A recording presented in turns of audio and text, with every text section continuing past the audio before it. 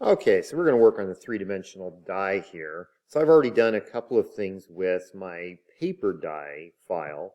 I got rid of all the tabs that we had, and I created a surfaces and a spheres layer over here.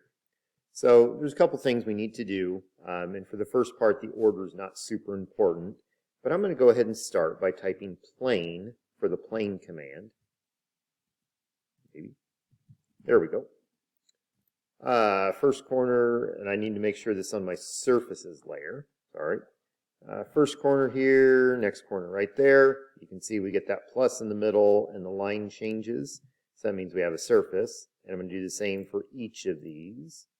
And I need to do them separately, so I can't just do a big one down along here. Keep repeating the command.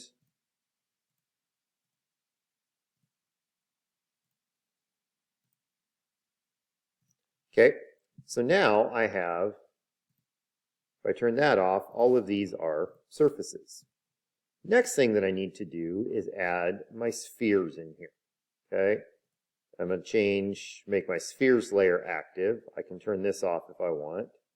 I don't need to worry about those lines, but I'm going to go here to solid, or here, we'll go up here. Solid, sphere, I want 2 points. Okay, then I can go in here, click on one, click on the other, and if I change perspective, I can see that I have a sphere that is the same size as all those holes that I cut. So now I could draw a sphere each time, or I can select this one, copy, find a reference point, and just keep copying it everywhere here that I need. So basically I need a sphere in each one of these circles or holes. I'm going to turn ortho off. There we go.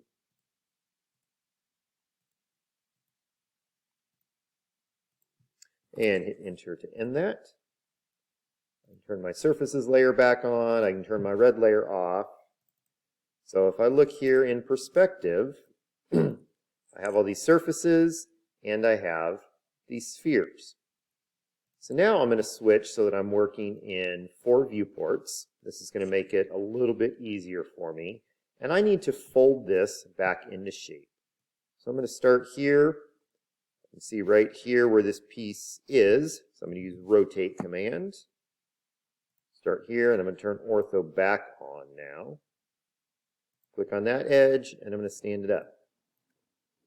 We'll do the same thing over here. Make sure you get all the spheres in there as well. Rotate. Here's my rotation axis point. There's the end. Let's stand that up.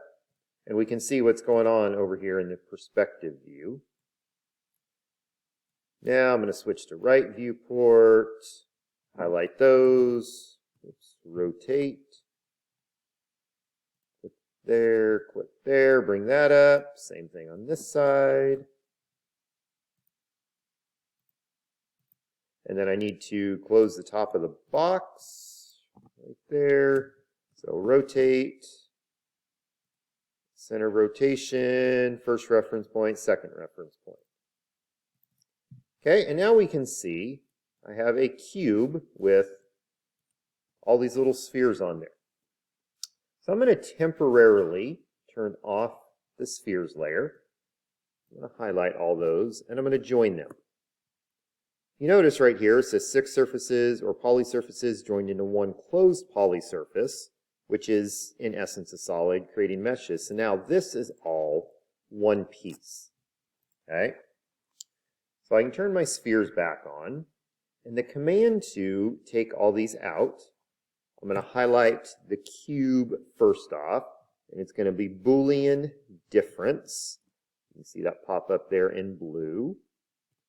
We'll click that. Select surfaces or polysurfaces to subtract with. Now that's going to be all of those spheres. So there's one thing I forgot to do first here that'll make it a little easier. I'm going to turn off my surfaces layer, and I'm going to group all those together. Okay, and then I can turn surfaces layer back on. Again, Boolean difference. Select surfaces to subtract with. That's going to be all of those spheres. I want delete input equals yes. So what that'll do is get rid of the sphere and just leave the difference between the two. And now I'm going to hit enter. And you can see it takes out all those spheres. So now we have those divots. Next piece is going to be fillet edge. So fillet edge. You'll have to play around with the radius to figure out what you want. I'm going to start with 1/8 of an inch. And we have to select all the, and hit enter. Then select all the edges that we want to fillet.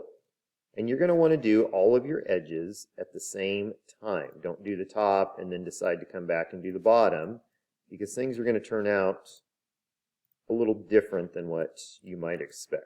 Sometimes it works okay, sometimes we get weird stuff.